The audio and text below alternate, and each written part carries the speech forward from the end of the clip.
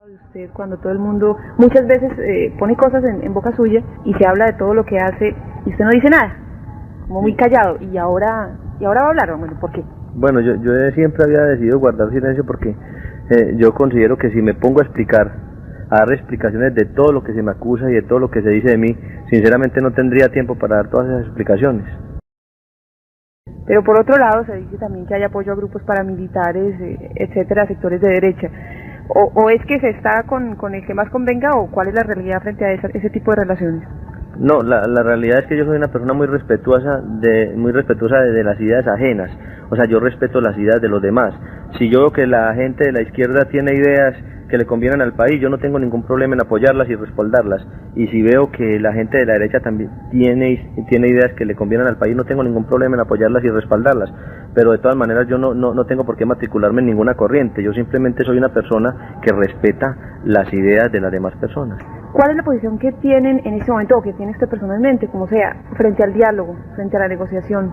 La última vez, no sé si estoy equivocada, pero la última vez que se habló de diálogo fue la reunión de Panamá con el expresidente López y con el procurador. De allí a esa época, hasta ahora, ¿qué ha pasado?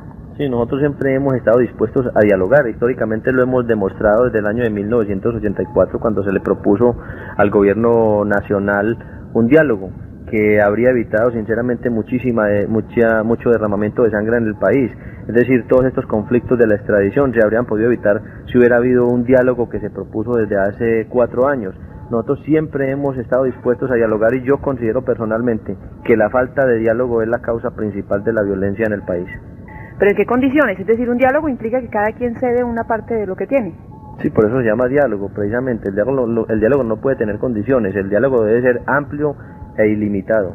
¿Qué están proponiendo ustedes? Esa vez que hablaban en Panamá habían ofrecido de pronto ofrecer algún dinero, en fin, la repatriación de capitales, etcétera, etcétera. ¿Tienen alguna propuesta en concreto que hacer ahora? No, nosotros nunca hemos ofrecido dinero.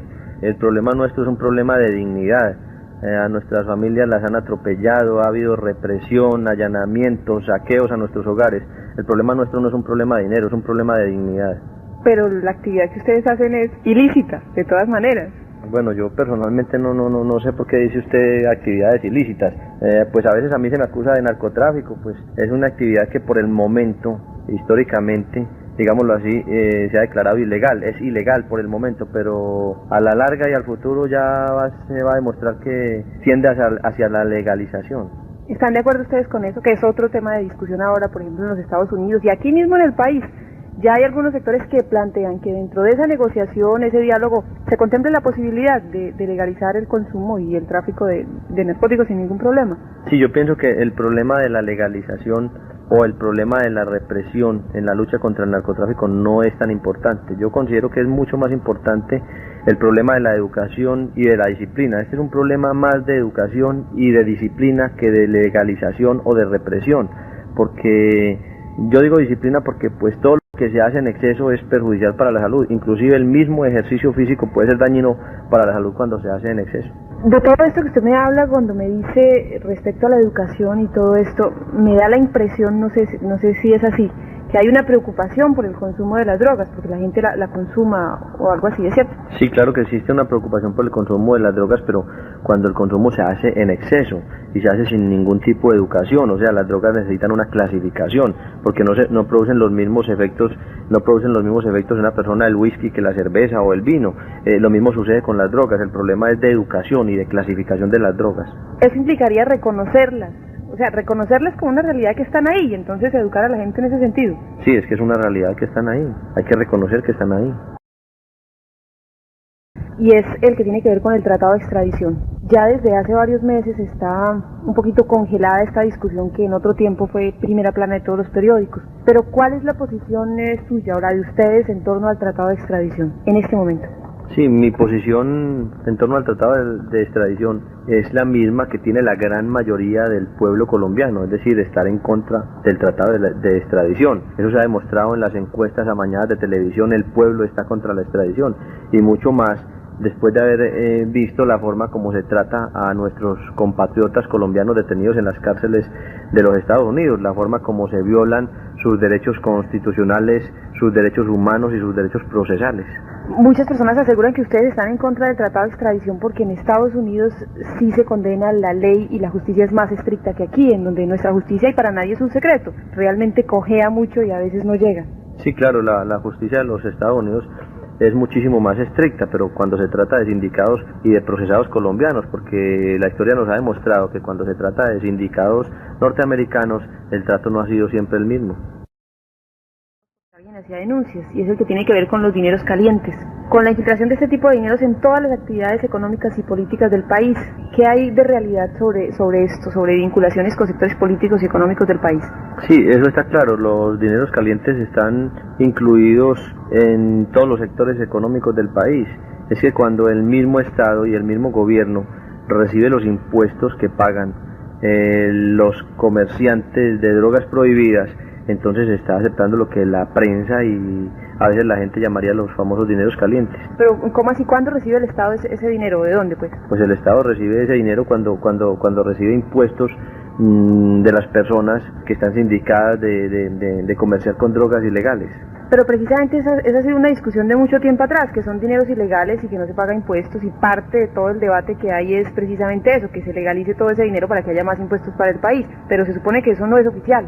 Bueno, lo que yo veo es que todas estas personas que son sindicadas públicamente de pertenecer al narcotráfico son realmente las únicas personas que están invirtiendo en el país, es decir, las únicas personas que están dando trabajo al pueblo de Colombia, mientras los demás sectores de la economía están sacando su dinero a cuentas en el extranjero. Estas otras personas están invirtiendo, están generando trabajo para el pueblo de Colombia. Y entonces es cierto que hay relaciones, que hay ciertos sectores de la economía en donde hay inversión de este tipo de dinero. Eso yo creo que es demasiado lógico. Bueno, hay otro tema que es también de moda, del cual hablan mucho los colombianos últimamente, y es el de una supuesta o una real guerra, un enfrentamiento con el llamado Cartel de Cali. Bueno, ese es un tema sobre el cual se ha especulado demasiado, y yo sinceramente no deseo tocar ese tema. Lo único que puedo decirle es que siento una gran admiración y un profundo respeto por el pueblo del Valle. Por ejemplo, una de ellas en cuanto a los dineros que tiene usted o se dice que tienen. Hace poco apareció en una revista norteamericana en la lista de los hombres más ricos del mundo. ¿Es cierto esto? Es decir, ¿hay tanto dinero como afirma esta revista? Bueno, se sabe que una persona no vale por lo que tiene, sino por lo que es. Lo que sucede es que mis enemigos dicen que yo tengo mucho dinero porque ellos quieren demeritar la obra que yo he hecho por el pueblo. Ellos quieren demeritar todas mis obras, pero lo que ellos no dicen es que yo he salpicado de barro mis zapatos en los barrios populares, porque yo he construido con mis propias manos y he ayudado a construir escuelas, centros de salud y canchas deportivas. Para hacer eso se necesita tener dinero, de todas maneras, no solamente buenas intenciones. Para hacer eso yo creo que se necesita tener un poco de buena voluntad, un poco de civismo y un poco de liderazgo. La revista Semana, a propósito de este tema, sacaban esta semana unas notas sobre lo que ellos llamaban el perfil del comerciante de drogas, y aseguraba que cuando hacía obras de beneficio social, cuando hacía cosas en beneficio de la gente, en realidad estaba buscando algún beneficio propio también. Bueno, yo pienso que una persona no puede generalizar, o sea, no se debe generalizar y no se puede decir que todas las personas de un mismo gremio piensan de la misma manera. En los gremios existen personas distintas y cada persona piensa de una manera diferente a las demás. Bueno, volviendo al tema de la revista, se puede tener mucho o poco dinero o lo que sea, pero de todas maneras eso no hace la tranquilidad ni la vida calmada de la gente. Usted lleva mucho tiempo viviendo clandestino prácticamente, sin posibilidades de estar tranquilo en la vida pública. ¿Cómo es vivir en esas condiciones? ¿Usted añora volver, por ejemplo, al Parlamento, al Congreso, poder hacer otras cosas que ahora no hace, que hace mucho tiempo no hace?